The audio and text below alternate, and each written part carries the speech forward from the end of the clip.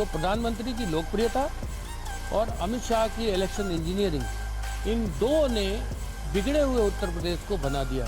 1 जून की शाम exit poll पर चर्चा करते हुए ऐसा कहने वाले महानुभाव टीवी 9 भारतवर्ष के न्यूज डायरेक्टर हेमंत शर्मा हैं। वही हेमंत शर्मा जिन्होंने 2022 में उत्तर प्रदेश में योगी आदित्यनाथ के नेतृत्व में भाजपा की हार की भविष्यवाणी की थी। अखिलेश यादव सरकार में यश भारती पुरस्कार प्राप्त करने वाले हेमंत शर्मा 2022 में अखिलेश की जीत के प्रति इतने आश्वस्त थे कि उनके समधी बदायूं जनपद के बिलसी विधानसभा से तत्कालीन विधायक राधा कृष्ण शर्मा ने सपा ज्वाइन कर ली थी। लेकिन जब 2022 विधानसभा के परिणाम आए तो योगी आदित्यनाथ ने न सिर्फ भाजपा को चुनाव जिताया बल्कि रिकॉर्ड भी बनाया। उत्तर प्रदेश में सफलतापूर्वक 5 वर्ष की सरकार चलाकर दूसरी बार सत्ता में आने का। लेकिन उत्तर प्रदेश ही नहीं, देश में भारतीय जनता पार्टी के ही कुछ नेता लगातार योगी आदित्यनाथ व उनकी सरकार को अस्थिर करने का प्रयास कर रहे हैं, कभी स्वयं तो कभी चमचों के माध्यम से, जिसकी गूंज कभी लखनऊ तो कभी दिल्ली में सुनाई देती रहती है।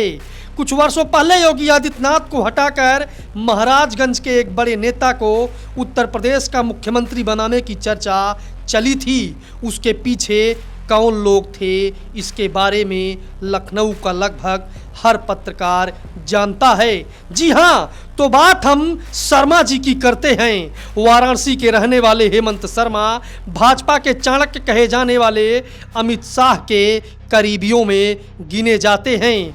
कहा तो यहाँ तक जाता है कि हेमंत शर्मा के दरबार में योगी आदित्यनाथ को छोड़कर उनके कैबिनेट के तमाम सारे मंत्री और बड़े अधिकारी दंडवत रहते हैं। 1 जून को चैनल पर बैठकर हेमंत शर्मा उत्तर प्रदेश को बिगड़ा हुआ बता रहे थे और साथ में यह भी बता रहे थे कि नरेंद्र मोदी की लोकप्रियता और अमित भाई शाह के इलेक्शन मैनेजमेंट ने सब कुछ सही कर दिया। लेकिन 3 दिन बाद जब परिणाम आया तो वही हेमंत शर्मा सारा ठीकरा योगी आदित्यनाथ पर फोड़ने का प्रयास करते हैं। ये वही लोग हैं जो चुनाव परिणाम के ठीक पहले तक देश में भाजपा को 400 और उत्तर प्रदेश में 70 के करीब सीटें दिला रहे थे और नरेंद्र मोदी को अंधेरे में रखकर वाराणसी लोकसभा से 10 लाख के करीब वोटों से चुनाव जितवा रहे थे। लेकिन जब चुनाव के परिणाम आए तो भाजपा का उत्तर प्रदेश में सुपड़ा लगभग साफ हो चुका था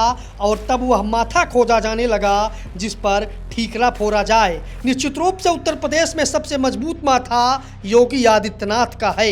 महानुभाव शर्मा जी ने चैनल पर बैठकर योगी आदित्यनाथ के ऊपर ठीकरा फोड़ना शुरू कर दिया।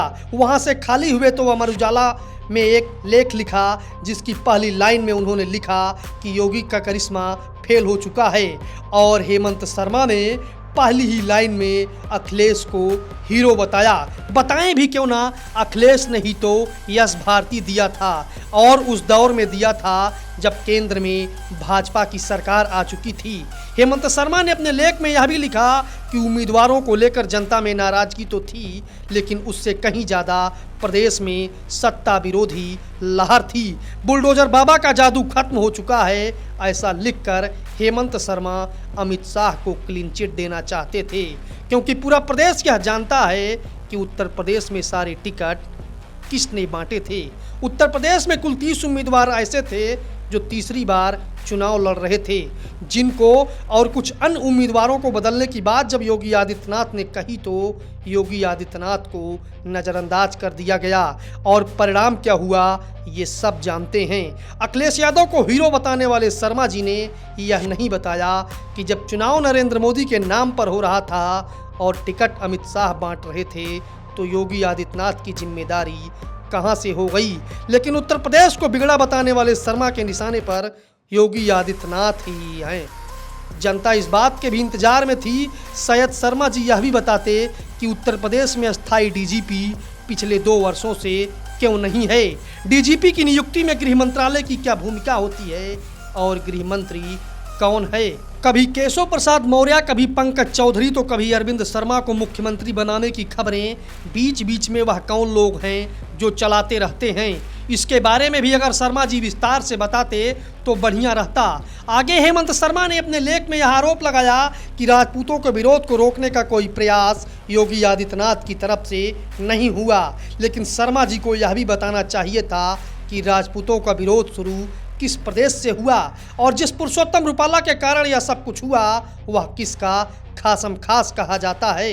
नरेंद्र मोदी और अमित शाह के करिश्माई व्यक्तित्व का बताने वाले और वाराणसी के रहने वाले हेमंत शर्मा ने उस लेख में यह पर कहीं नहीं बताया कि करीब 5 लाख वोट से चुनाव जीतने वाले नरेंद्र मोदी का सुपड़ा बनारस में साफ क्यों हो गया, जबकि बनारस की जनता को यह स्पष्ट रूप से पता था कि हमारा उम्मीदवार 10 साल से देश का प्रधानमंत्री है, आगे भी बन सकता है। और जो प्रधानमंत्री का चुनाव मैनेजमेंट देख रहे थे उन्होंने नरेंद्र मोदी को अंधेरे में क्यों रखा। कहा तो यहाँ तक भी जा रहा है कि वाराणसी में नरेंद्र मोदी को भारी भरकम वोट से जिताने का ठेका शर्मा जी ने भी ले रखा था।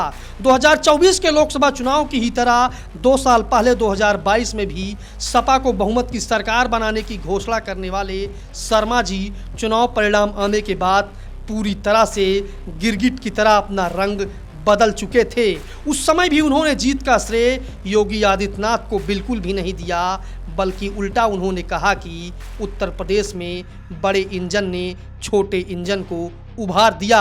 अपने लेख के अंत में शर्मा जी लिखते हैं कि आज देश में 1998 के हालात हैं जब भाजपा के वरिष्ठ नेता पंडित अटल बिहारी वाजपेयी से नाराज होकर उत्तर प्रदेश के तत्कालीन मुख्यमंत्री कल्याण सिंह प्रदेश में उदासीन हो गए थे, लेकिन सनद रहे कि न केवल उत्तर प्रदेश बल्कि देश में नरेंद्र मोदी को छोड़कर सबसे ज़्यादा 205 रैली करने वाले योगी आदित्यनाथ ही हैं।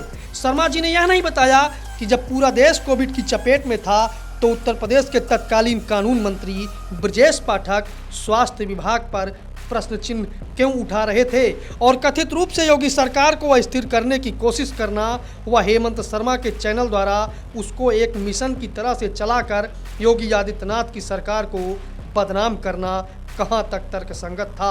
कहा जाता है कि सियासी पत्रकार ऐसे ही होते हैं, वे किसी के सगे नहीं होते, वे एक साथ 2 या 2 से अधिक नावों की सवारी करते हैं। वह कभी अखिलेश यादव को समाजवाद का नायक बताते हैं तो कभी अरविंद केजरीवाल को स्वराज का मसीहा बताते हैं, वे कभी असदुद्दीन ओवैसी को अपना भाई बताते हैं।